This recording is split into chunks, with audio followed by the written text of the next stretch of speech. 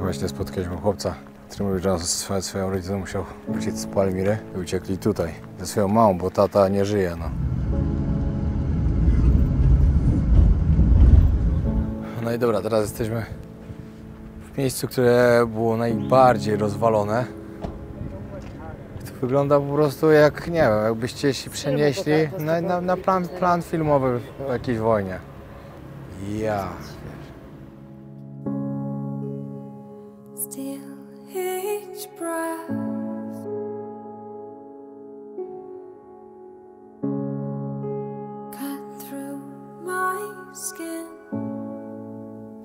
Patrzcie, tutaj normalnie sobie jedzie człowiek, który tutaj mieszka. Teraz tutaj z tej bramy wyszedł chłopak też z rowerem. Pytałem się go akurat, czy on tu mieszka cały czas. On mówi, że no mieszka tu, no. Gdzie? Nie wiem, to jest niesamowite po prostu.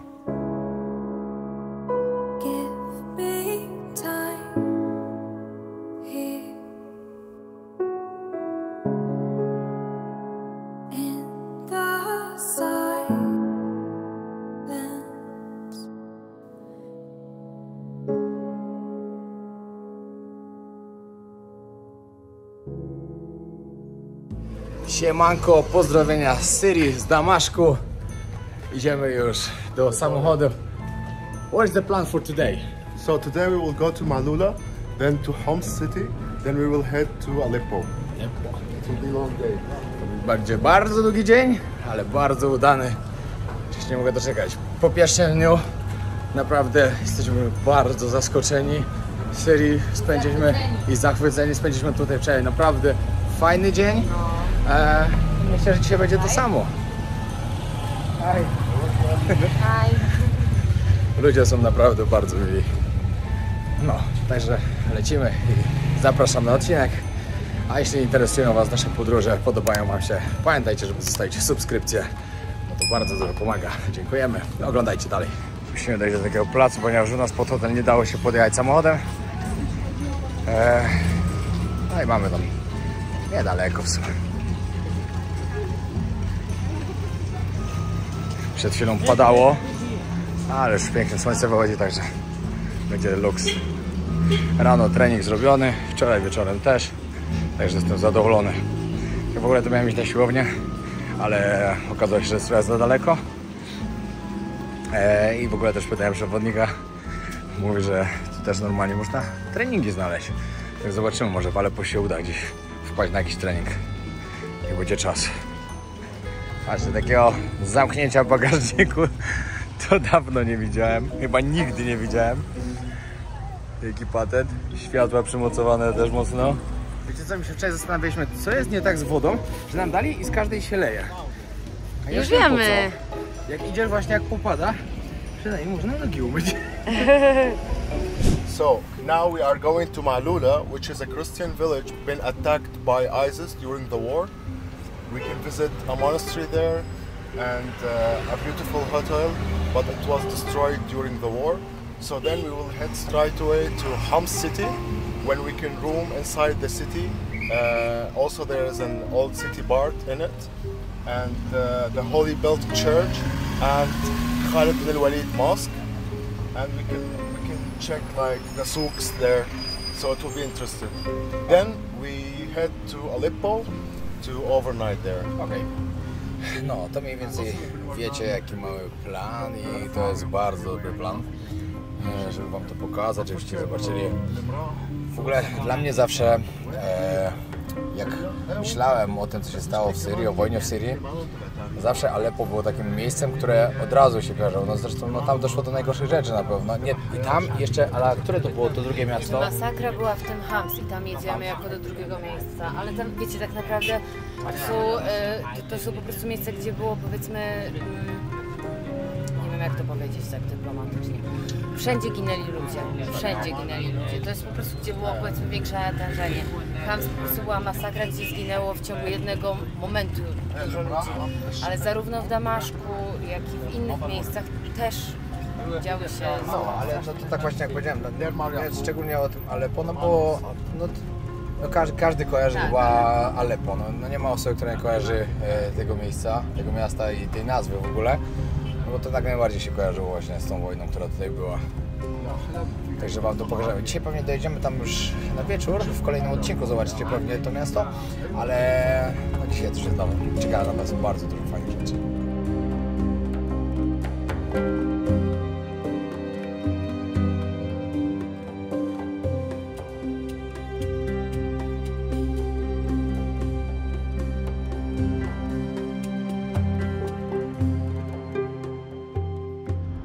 No i co myślisz o tym, co widzisz już poza stolicą? Tego się spodziewałam, no. Takie widok Syrii, powiedzmy. No. Sobie wyobrażałam całe, nawet nie można powiedzieć dzielnice, całe miasteczka, tak? Całe takie aglomeracje zrównane z ziemią. No. Co powiem, że wyjedzie się tylko kawałek za miasto i widok już jest przerażający.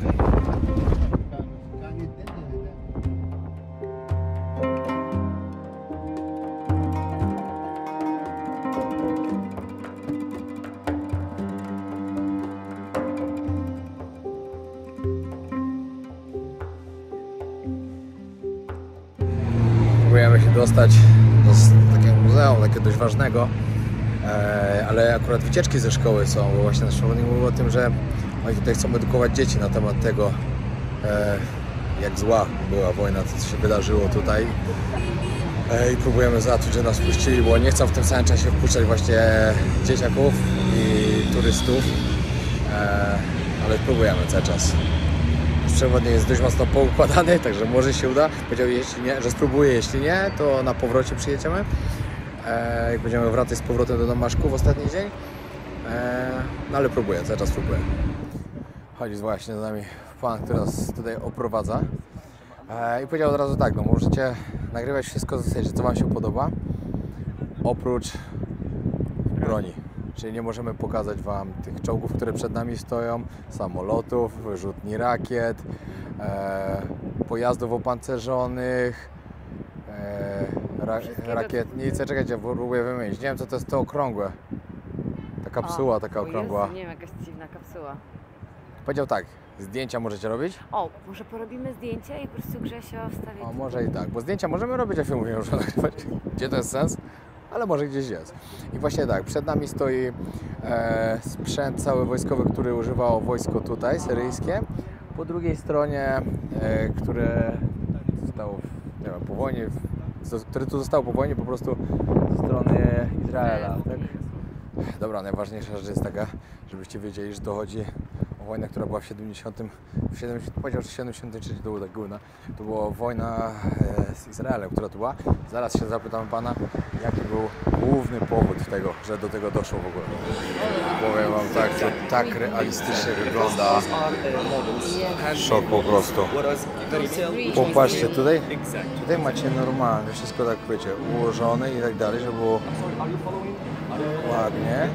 A to jest 15 metrów jakieś i wszystko dalej namalowane. Kolejne 15 do góry. Ale jakie tu są po prostu szczegóły i tak dalej, to po prostu niesamowite. Some people told me they went to work in this room and they had a video that showed these rooms and the destructions in addition to the building which's got 6 windows horizontally.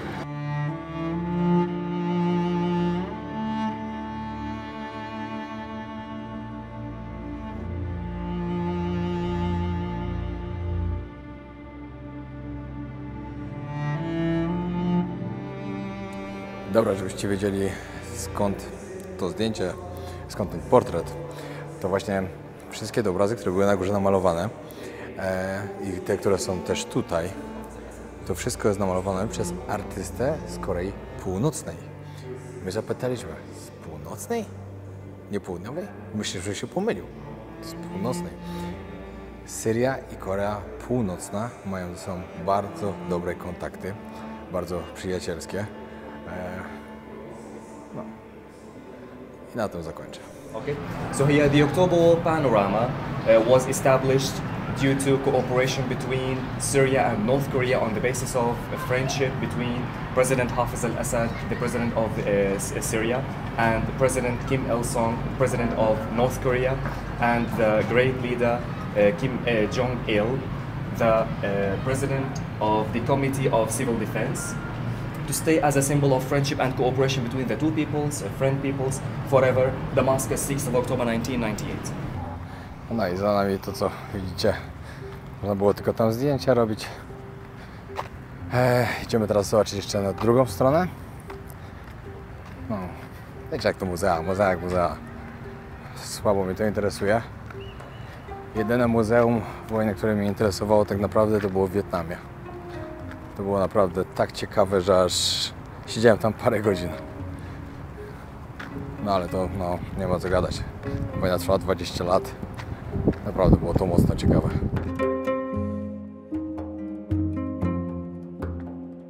Jesus Christ. Właśnie wjeżdżamy do miejscowości Malula.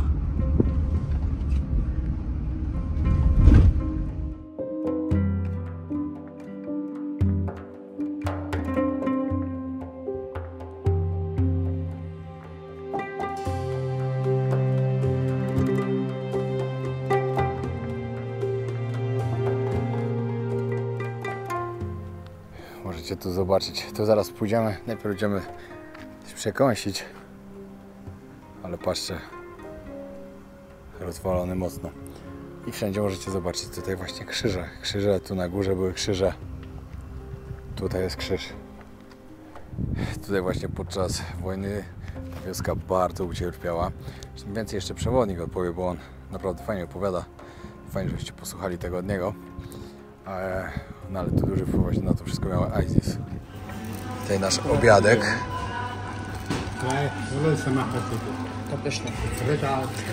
I wiecie co? Jesteśmy w chrześcijańskiej wiosce. No to już tam piwko.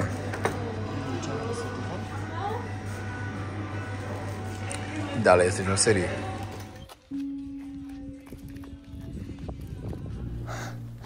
Trzeba przejść pod bramą. Idziemy do środka zobaczyć. How many people dying here? Too many, I cannot say how many because I'm not sure. But Al-Nusra destroyed the place. Like, it used to be the entrance from here.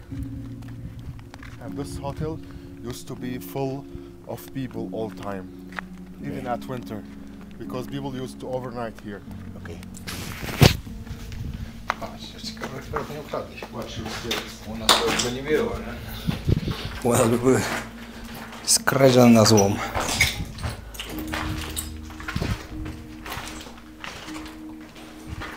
Be careful. Okay. Used to be the kitchen. Ale wszystko rozwalone. Laundry room.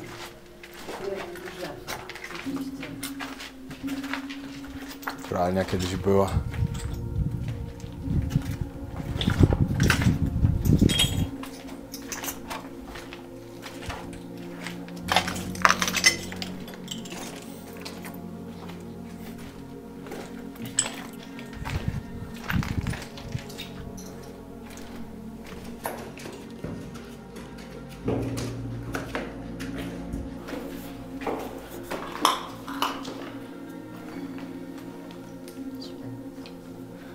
What was here? Reception?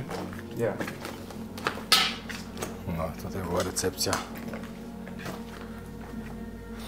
And who destroyed it? The ISIS? Nusra. Nusra. Al-Nusra. Okay.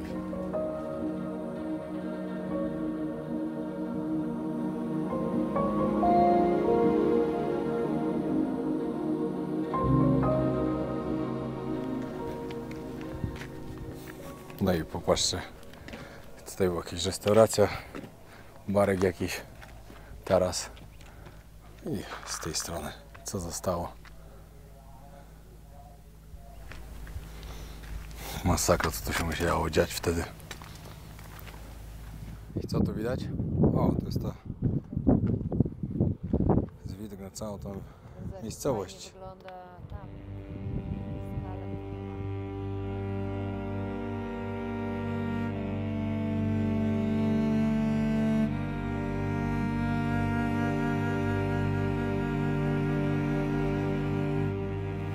Musicie też wiedzieć, że to jest odbudowane już. Hotel nigdy nie ruszał, ale na dole jest odbudowane, ale to jeszcze usłyszycie o tym trochę.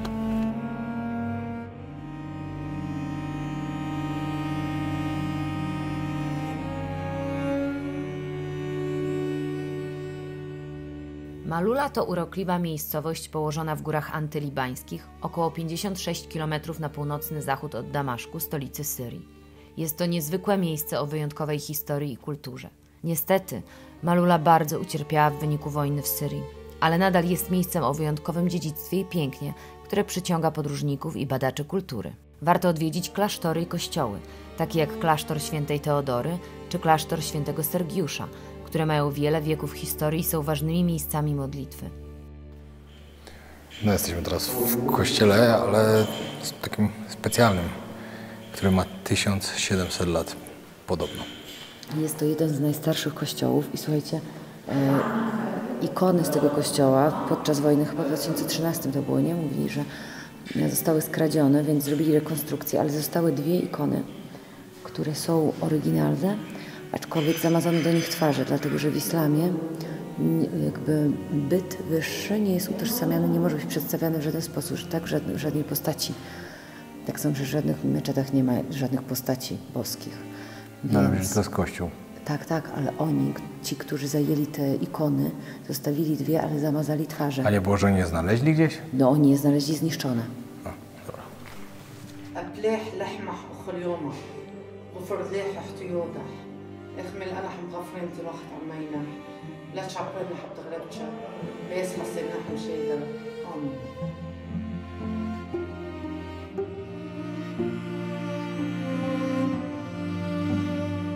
Dobra, chcesz powiedzieć o tych ikonach?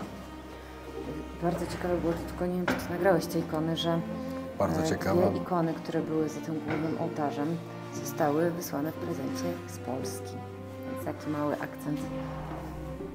O, to jest film, jak to rozwalili.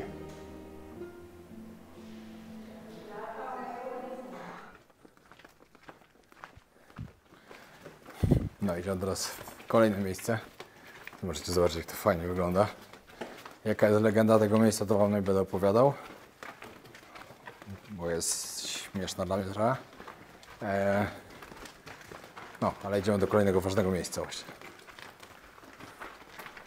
Wow, to też pięknie tutaj wygląda.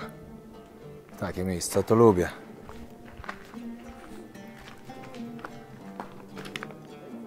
Patrzcie, jak to wygląda.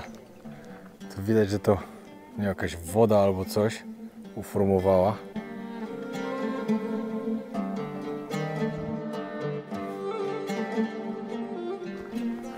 Bardzo przypomina to, jak chodziliśmy sobie w Jordanii właśnie, między tymi skałami.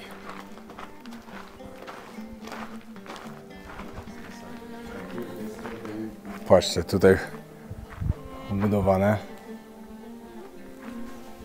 Tu też.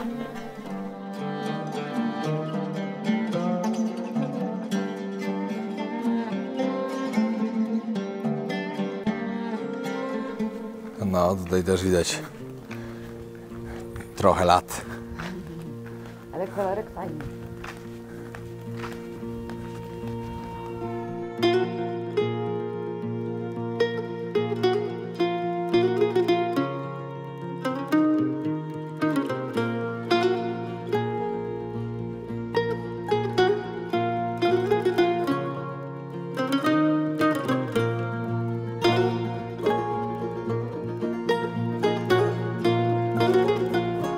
No i tutaj nas zabrała nasza przewodniczka na punkcik widokowy, żeby zobaczyć też jeszcze stąd, jak to wygląda.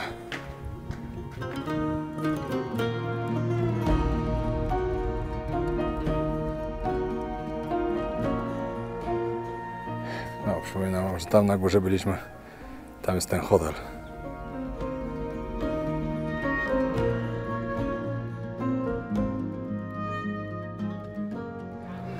Teraz nam właśnie wytłumaczył przewodnik. Jedziemy do kolejnej miejscowości, do której jedziemy, to jest Homs. Homs jest największym miastem terytorialnie. Damaszek za to jest bardziej zabudowany. Przed wojną Aleppo było takim najbardziej rozwiniętym miastem właśnie. Dlatego, że było jakby Blisko Turcji, było blisko Turcji. Właśnie wiele rzeczy właśnie stamtąd leciało dalej. No i teraz jedziemy właśnie do tego Homs. Mamy tam jakieś 2 godziny drogi.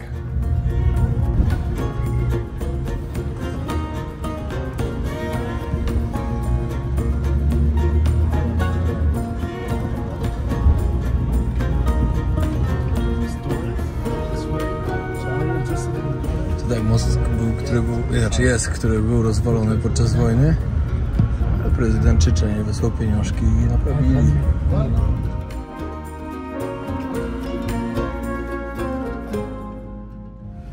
To, co właśnie teraz widzimy w tym mieście, to jest aż niesamowite po prostu, jak tu jest wszystko rozwalone.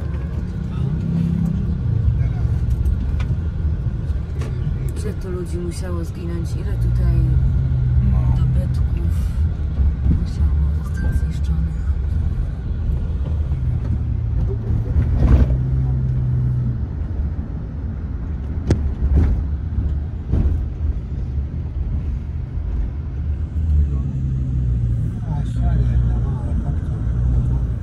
No i dobra, teraz jesteśmy w miejscu, które było najbardziej rozwalone. To wygląda po prostu jak, nie wiem, jakbyście się przenieśli na plan filmowy w jakiejś wojnie.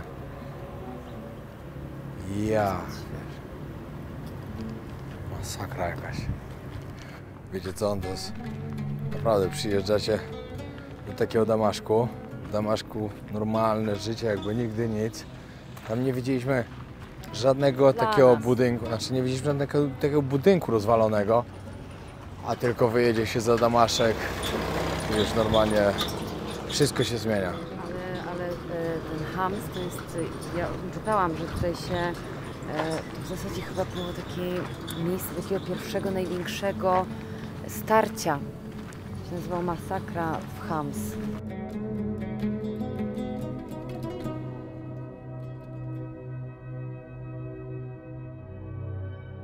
Patrzcie, tutaj normalnie sobie jedzie człowiek, który tutaj mieszka. Teraz tutaj z tej bramy wyszedł chłopak też z rowerem. Pytałem się go akurat, czy on tu mieszka cały czas. On mówi, że no mieszka tu, no. Gdzie? Nie wiem, to jest niesamowite po prostu. Taki w kontraście. No bo jest odnowiony, no. Tak, ale... A kto go odnowił? Kadyrov.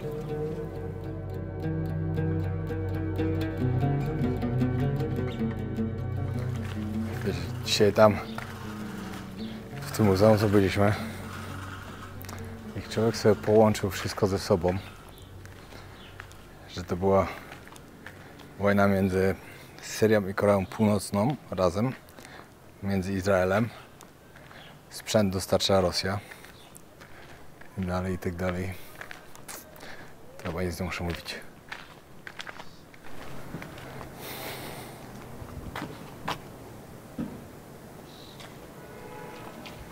Co tu się musiało dziać? This is like not real, like we are in some movies about the war. They use some videos were taken here in some movies, action movies. Yeah, I'm not I saw surprised because this looks like It doesn't look real at all. Wow.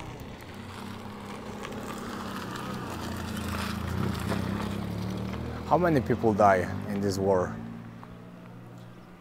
For sure too many, but we cannot assume the real number. Because on the internet it was like 300,000, Could but the people like civil, not like in the soldier as well. yeah. But and the war was like 15 years, yeah? 15 years? Or how many years? Started in 2011 Yes. and ended in 2019. Aha, okej. That's 8 years.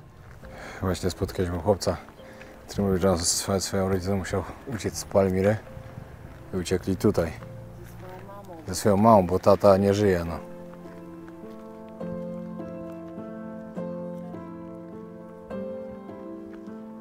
Ale to jest straszne. Jak oni tu żyją?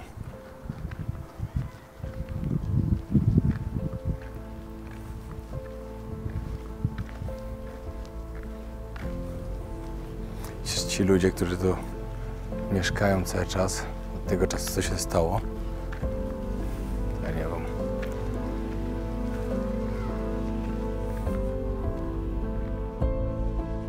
Homs, trzecie co do wielkości miasto w Syrii, stało się jednym z najważniejszych punktów konfliktu wojennego w kraju. Przez wiele lat miasto było świadkiem intensywnych walk między rządem a rebeliantami, co spowodowało znaczne zniszczenia i cierpienie dla jego mieszkańców.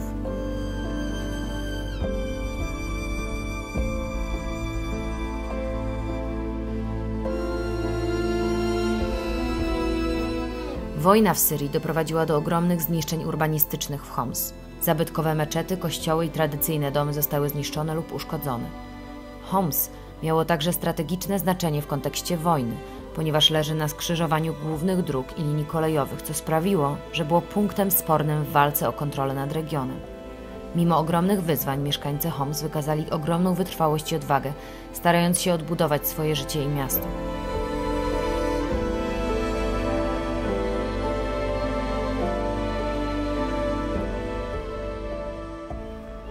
Serio, człowiek normalnie nie wie, co powiedzieć w takim miejscu.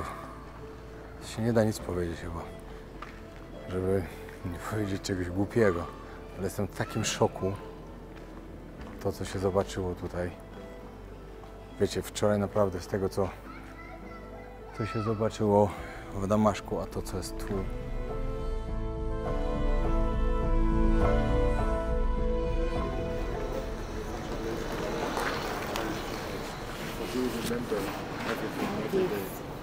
Ten chłopczyk mieszka tutaj na górze, No. bo nie mieli pieniędzy, żeby się przeprowadzić z jakiegoś innego miejsca. No i oczywiście nie mają elektryczności. Why they cannot go out at night here? Because there's no lights and there's dogs and things, so it's Yeah, not they- safe yeah. to walk at night. They cannot find jobs or anything. Yeah, but how it works? They just come here and they started to live No, they here? rent this house. They rent But it's it. very cheap here. That's why they choose this area. Okay. Yeah, but still, So they rent this house for like $7 per month. So Seven. it's cheap. That's why they decided to stay here. $7 miesięcznie za wynajem w takiej dzielnicy. But do they have water, for example? عندكم هون بتجي المي؟ They have water Oh, they have بس water. الكهرباء تنطفي 5 بتجي ساعة. and they have electricity like for a couple of hours For a per day. couple of hours per day they have. But it's the same how we say like in the Damascus. And it's like Worse. one hour and 4.5, Something similar. something similar. But this, I'm not sure I can ask, but this area is like safe for them, or because it looks bad, really bad, of course. But About the buildings, is it safe to stay here? Not really, but they don't have Any choice, other? I don't have choice. they don't have choice. And his father passed away a long time ago, so they cannot afford to stay in a better place. That's why, like, it's the cheapest. This kind of places. So $7, you can spend it for a meal in a restaurant. They stay here for 1 month for that amount. No właśnie, przewodnik teraz powiedział, że oni zarobią, że mama zarobi $12, jak jest nauczycielką, 7 wyda jako na mieszkanie i 5 zostanie. Nie ma żadnych dolarów. Dam mu, że to pomyślałem wcześniej. 8 kids and And their for, mom. for $12 per month? وبس بتعيشوا من راتب ما في شيء ثاني؟ تبعت لنا قليل خالتي. Their relatives abroad, some of them send them help, some money, okay, but okay. it's few, so I know, it's... not enough.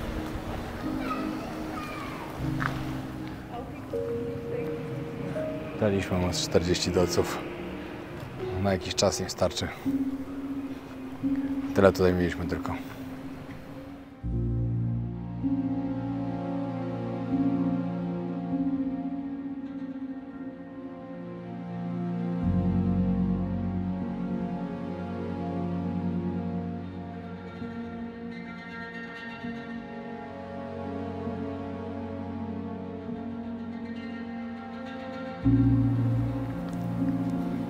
Wyobraźcie sobie to, że niektórzy ludzie nie mają takiego wyboru, że muszą mieszkać w takim miejscu, które jest niebezpieczne tak naprawdę do mieszkania pod względem tego, że nie wiadomo, czy to się nie zawali, czy coś się nie zrobi z tym. Te budynki są zniszczone, zbombardowane, ostrzelane. A ludzie muszą mieszkać, bo nie mają wyboru. Naprawdę się nie dziwię, że nie chcą później uciekać do innych krajów.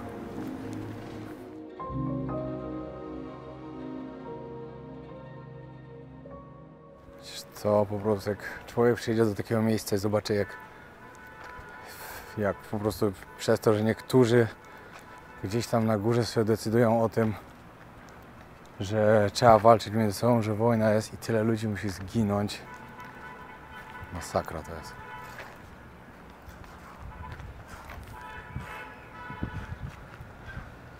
Ten obraz na pewno zapamiętam do końca życia.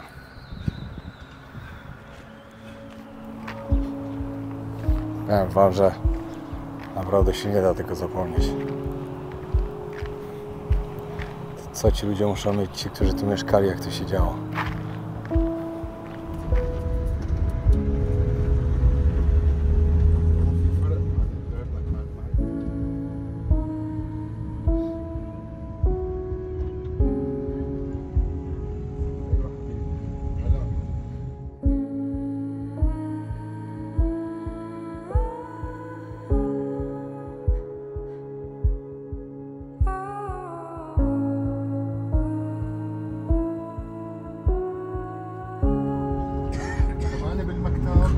Masakra.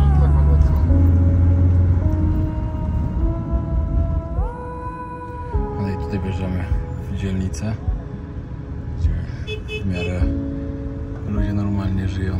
Normalnie to za dużo powiedziane, ale gdzie żyją.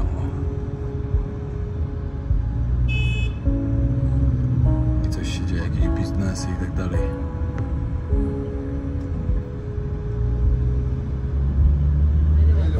Tutaj koło cmentarza przejeżdżamy. Też widać wszędzie ślady kul.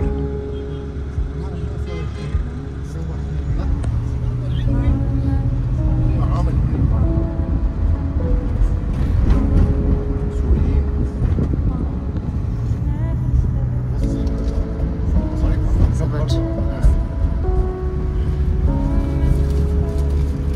Co jesz? Ale z serkiem śmietankowym w środku, dookoła z jakimiś przyprawami.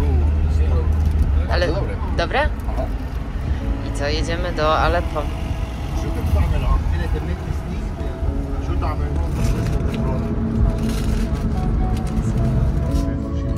Dojechaliśmy do Aleppo.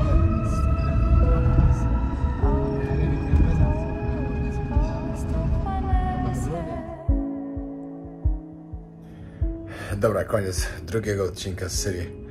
Dzisiaj mogliście zobaczyć naprawdę dużo. Dużo, jak dalej widać zniszczenia po wojnie, jak rozwalone jest miasto Homs. Znaczy to jedna jego część, bo pojechaliśmy później dalej, już inaczej wyglądało zupełnie. No ale tam, gdzie byliśmy, to naprawdę masakra. Jesteśmy właśnie w miejscowości Aleppo, także kolejny odcinek właśnie z tego miasta. Serdecznie zapraszam. Pamiętajcie, żeby zostawiać lajki i komentarze i oczywiście subskrybować kanał, bo te filmy będą pewnie trochę ukryte przez YouTube.